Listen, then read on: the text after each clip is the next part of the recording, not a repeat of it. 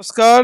আজ 23শে August 2026 GMm ডিস্ট্রিবিউটার্সের তরফ থেকে আমরা এসেছি তেয়ান্ডুল রায়না।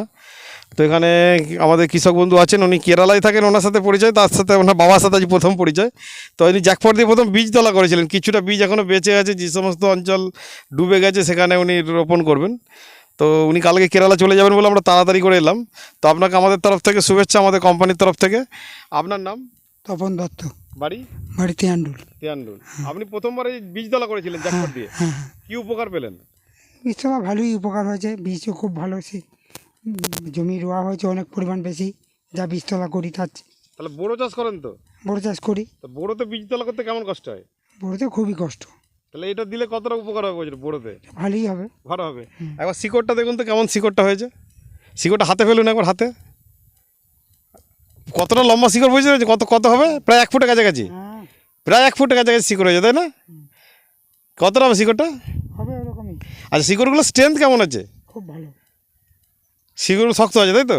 এবং এদের এখন এটা তো বীজতলাতে রয়ে গেছে, গাছটা বয়স হয়ে গেছে, তো কাঠিগুলো মোটা কেমন হয়েছে? খুব ভালো মোটা হয়েছে। থোড় যেটাকে বলি আমরা, খুব মোটা। ভালো থোড় হয়েছে না? হ্যাঁ তো যাক, আপনি যে প্রথমবার ব্যবহার করলেন, মাটি নরম বুঝতে পেরেছেন? হ্যাঁ আচ্ছা, গাছের বীজতলা বলছেন যা বীজ হয় তার থেকে বেশি, মানে লেগে বেশি হয়ে গেছে। হ্যাঁ হ্যাঁ, আর শিকড় দেখছেন খুব হেলদি আছে, এবং সাদা শিকড়ের সংখ্যা দেখুন প্রচুর সাদা শিকড়। হ্যাঁ ঠিক আছে। ঠিক আছে। তো যাক, আপনার তরফ থেকে শুভেচ্ছা। পরবর্তীকালে ধান কেমন হচ্ছে এগুলো সব জানাবো। নিমখোল আজকে নাহলে কালকে সকালের মধ্যে আপনার এখানে আশা করে পৌঁছে যাবে।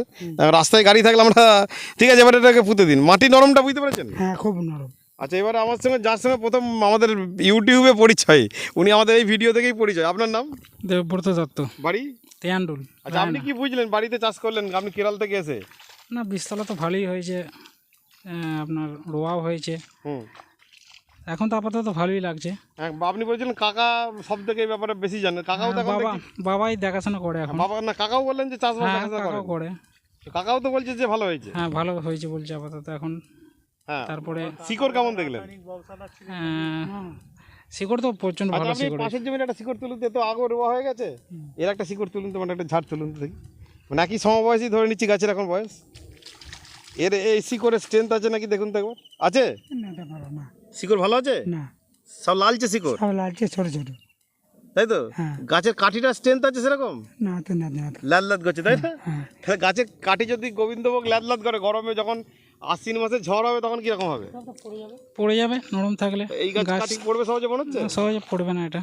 এটা পড়বে না সহজে। হ্যাঁ তবে রাসায়নিক সারটা খুব মেপে আমরা যেমন বলবো, বা সুভাষবাবু যেমন বলবেন সেরকম মেপে আপনারা দেবেন, তাহলেই দেখবেন আপনারা আগিয়ে যেতে পারবেন। কারণ এটা হচ্ছে কিছুই না, নিজেকে আমরা যে আমরা মাঠ ভিজিট করি না, এর মূল উদ্দেশ্য হচ্ছে আমাদেরকেও দেখতে হবে, শিখতে হবে। প্রত্যেকটা জায়গার মাটি আলাদা আলাদা, না শিখলে শেখানো যাবে না। আগে আমাকে শিখতে হবে, তারপর আপনাকে শেখাতে পারবো, তাই না? আর প্রত্যেক জায়গার মাটি আলাদা, প্রত্যেক জায়গার পরিস্থিতি আলাদা। বীজতলা তো সত্যি কথা দুর্দান্ত বীজতলা হয়েছে একদম, দেখুন এক চালে বীজতলা আছে। ঠিক। তো ধন্যবাদ আপনাদের সকলকে।